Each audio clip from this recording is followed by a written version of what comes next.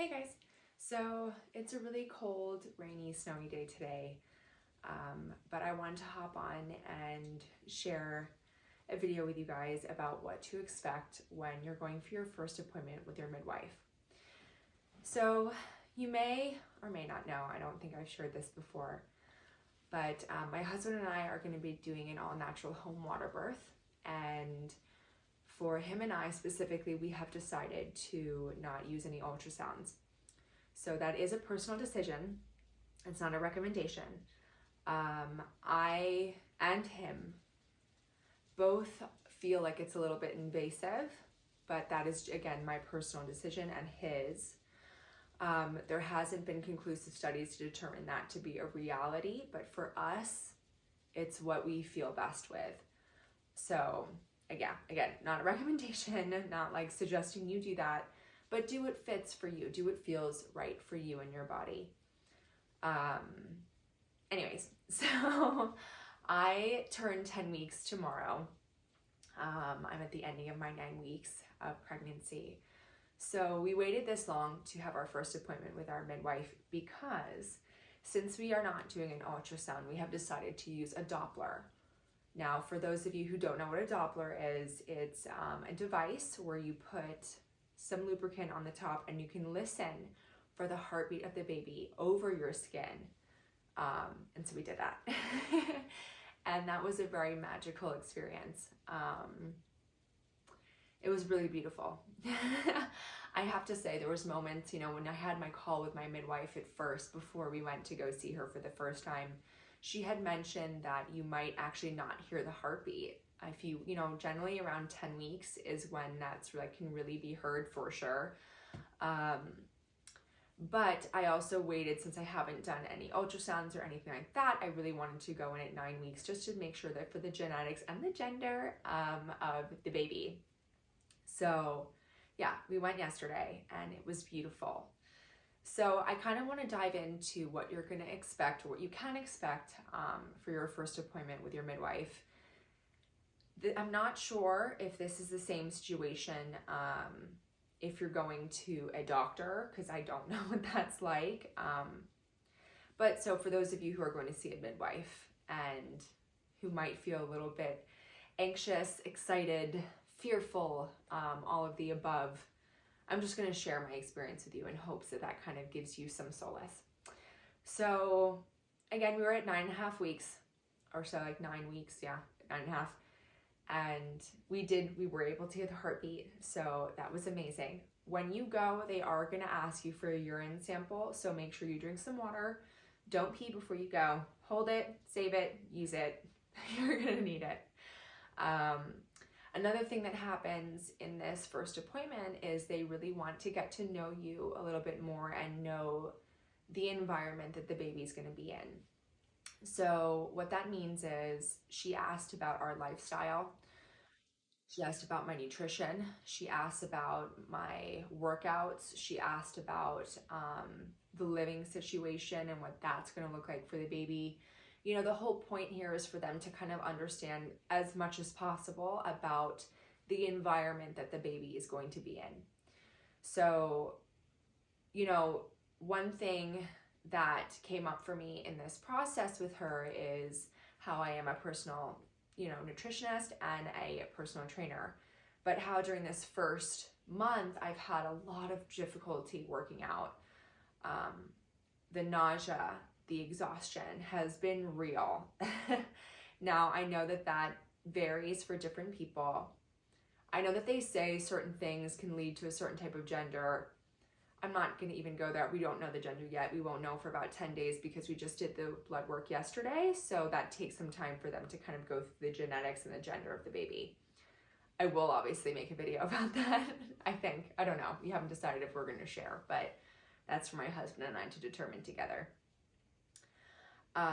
But so something that came up for me was, since this difficulty of moving my body, it was really nice to be able to express to her how I felt and how it was hard for me and how I was trying to find a solution, but how waking up to go to the gym at 4:30 in the morning every day doesn't work for me anymore.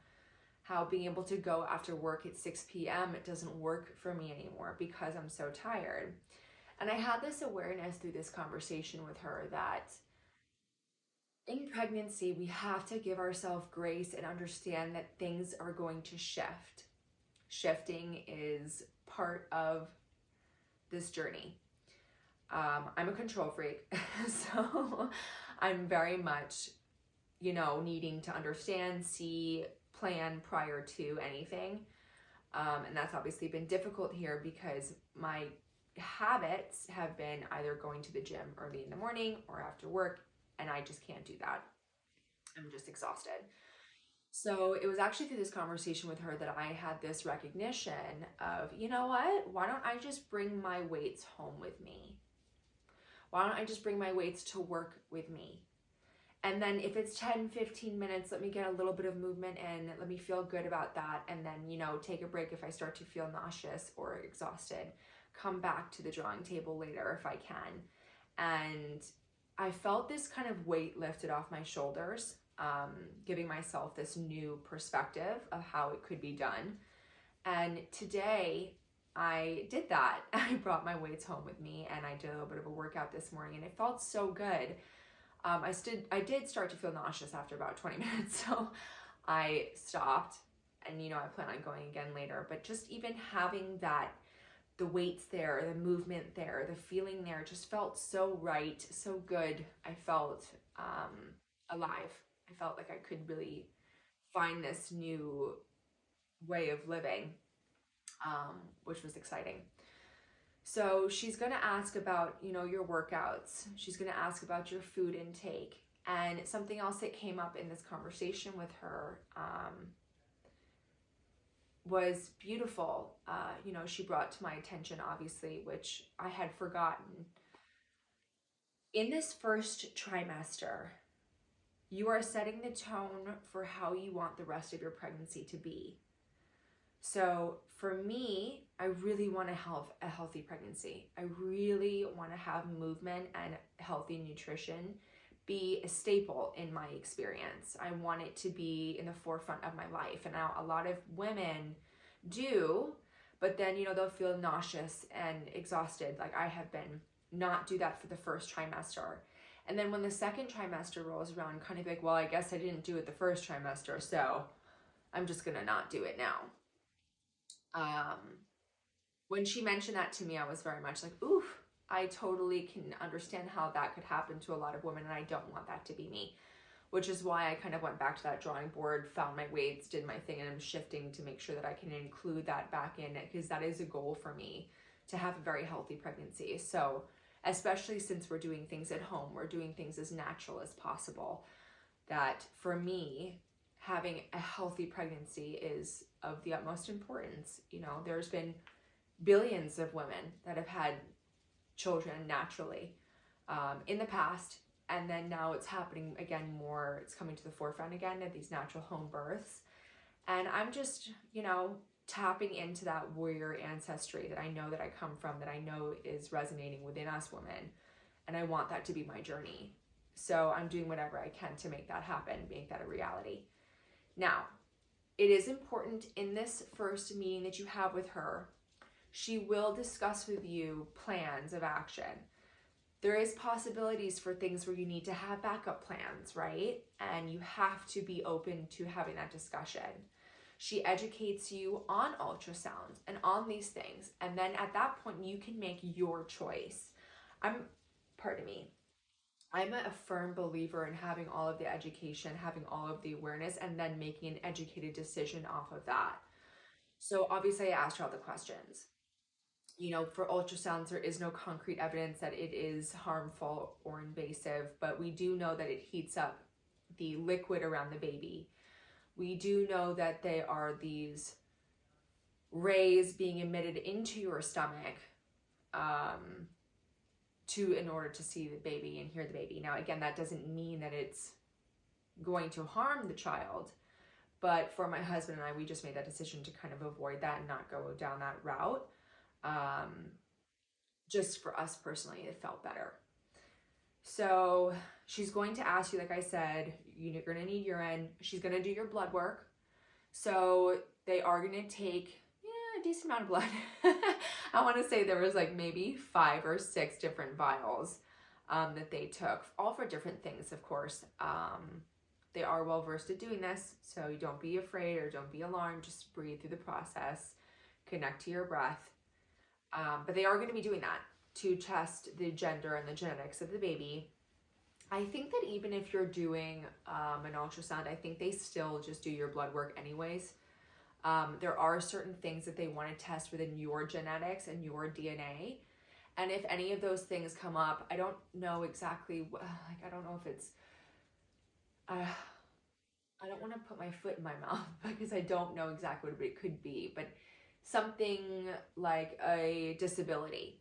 If there's going to be some sort of disability that's encoded within your DNA and that comes up as positive, then they will take the husband's DNA or the other person's DNA, test that DNA as well. And then if both of you have that genetic predisposition, that's when you go to somebody who's more versed on the genetics to have a conversation about what your plan of action is going to be. Again, it's all about education, educating you so that you can make the necessary decision for you and your family. So, they are going to do the blood work. They're going to do the urine samples. They're going to talk to you about your lifestyle and your health and your wellness. They're going to talk to you about your living situation to understand that everything's good for the baby. They want to know that you're in a safe space, that you have a place to live, etc. So there's a lot that you kind of go through in this first meeting, and you get to meet the women that are going to be there with you during your delivery. I know that I have heard of many women still going to the hospital and having midwives. So even if you are choosing to go to the doctor route and you're having a midwife, you're still going to have these kinds of things happen in your first appointment. And it's such a beautiful thing to develop this relationship with these women that are going to be your support system throughout the pregnancy. And I don't know if you plan on bringing your husband or your partner, but I'm so grateful. I'm so grateful that mine came. The reason I say that is, our pregnancy was unexpected yet planned kind of at the same time. I kind of went into science mode, started using ovulation strips and this thing called pre-seed, which is a lubricant that you can put inside prior to intercourse, which kind of makes the area inside your uterus prime to hold the sperm. So I use that. So I kind of did go very science into it. Now, I guess the reason why I didn't think it would happen right off the bat is because a lot of my friends have kind of done this and it still took them some time. So it was like the first time I was ovulating, the first time we used it, it just worked that fast. So I guess that's why it was a little bit unexpected. But because of that, there are a lot of emotions that your partner is going to go through. It's a change, and all change can be sometimes difficult. And, your husband is just as much going through this pregnancy as you are. And a lot of the times they are left not being thought of. It's thought of as just the woman carrying the child. But your husband is just as much a part of this as you are. And they are going through a lot of changes the same way that you are. Now, there are different changes. Theirs are more of like, oh my goodness, I have to provide. Oh my goodness, how am I going to do this? Oh my goodness, I need to shift and change. Oh my goodness, oh my goodness. Ours is more like, yay, baby, we're holding this baby and we're creating this life and we're going to be moms, and there's all these shifts and changes that are happening inside us as well. And something that the midwife brought up, which was so beautiful, was how for my husband, she's like, everything you're feeling is 100% normal and you're in the right place. You are meant to be feeling what you are feeling. You are meant to feel afraid, concerned, worried, happy, anxious, sad, scared. All these different things are normal. Like, you are now becoming the protector of your family, the provider of your family. And you are shifting into this new role, which can be scary, right? She did mention, obviously, for us women, as we carry, we kind of go through these waves throughout our pregnancy where we kind of develop and evolve alongside the baby, right? We have all these awarenesses that come into play. she said for the husbands, it's not really until the delivery happens that they then get grounded to the floor and rooted in. They're like, I'm a dad. I'm a dad. In this moment, I'm a dad. So if they don't want to see the videos with you, if they don't want to, hear about it, if they are not the best at being supportive, I don't know what your situation is. My husband's generally very supportive, even though I go through these very emotional spurts. But it's okay. It doesn't mean that they're not going to be good fathers. They are just preparing. And, you have to take into account their experience with their fathers, whether they had a relationship or not and what that looks like. This is their chance to start something new. So give them grace, give them gratitude for how they're showing up and where they are in this journey with you. We are both going through this together. It is a unified stance. Something that has always, I don't want to say bothered me, but I guess bothered me. It has bothered me. Is when a lot of times a woman gives birth, then the baby will come first. And I might have a lot of retaliation or, fight back for this statement, but it is not, in my opinion, the child who should come first. Because without your husband, that child would not be there. It is your baby together. So it has always been my forefront of my mind that it is you and the husband and then the baby. And there are so many relationships that end up being split apart because the woman becomes so focused on the child and forgets about the husband. And I understand this motherly instinct, and I know I'm not a mom yet. I have had moments where that instinct has come in, but don't ever forget how this baby came to be. Don't ever forget the unified stance that you and your husband need to be in first. One thing I'm so grateful for with my husband is we might have ups and downs always, but we will constantly choose each other throughout any situation. We have for the past 8 years, and we will continue doing so. And I think it's so important to, if you're having difficulties during your pregnancy, speak to a counselor prior to, because you want the baby to come to a very loving space. You want the baby to be in a comfortable space, not just living, not just financially, but in a loving home. That is so important, because now as future mothers and fathers, we are bringing a child into this world, and we want to show them a good example of what love is and what it can be. And that starts at home. So that was something beautiful that came up, just for me now, but, when she was talking about his feelings being valid and, knowing that, he might not always show up the way that I want him to by rubbing my belly or something, if I have some burps or whatever it may be. Like, the way that he shows up is perfect. And I'm grateful for that. And I know that he's going to be an amazing father. Anyways, going back to what I was saying. So yes, you're going to do your urine samples, your blood work. You're having conversations about your lifestyle, about your relationship. You're having conversations about your health and your wellness. And it's just very important that you focus on maintaining your goals throughout your pregnancy. If that's a good relationship, if that's health, if that's weight, well, I don't want to say you don't ever really want to have weight loss at pregnancy. I think that's actually quite insane. But if you want to have workouts and good nutrition, which I think is very important, focus on those goals and maintain them. And in this first appointment that you have with your midwife, it'll be a beautiful reconnection to all of that. So yeah, that's kind of what to expect in your first appointment. You're going to have a lot of discussion. There's going to be a lot of communication.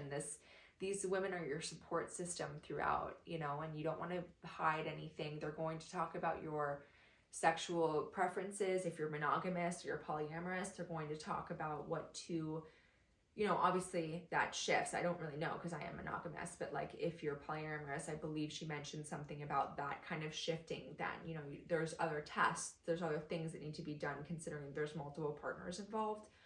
I don't know enough about that, so I'm not really going to go into that because we didn't go into that on my own. But yeah, it's pretty much a time for you to get to know the person that's going to be your sidekick through this journey. So, even if you're feeling a little fearful or a little timid, know that it's going to be great. And hearing that heartbeat is just a miracle.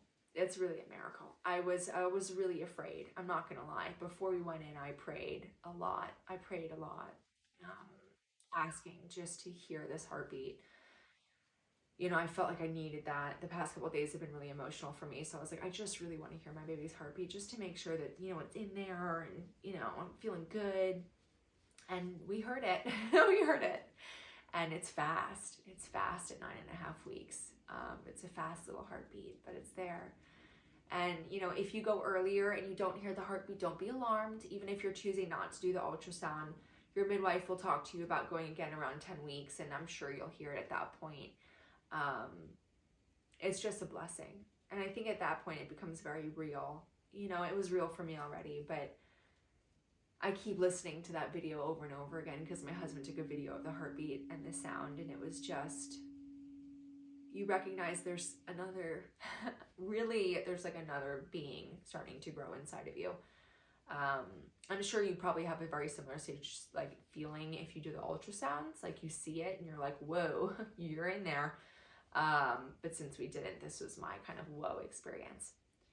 So I hope that helps. I kind of wish I had a video like this for me before I went in, just to ease my mind. So I hope that I can ease yours.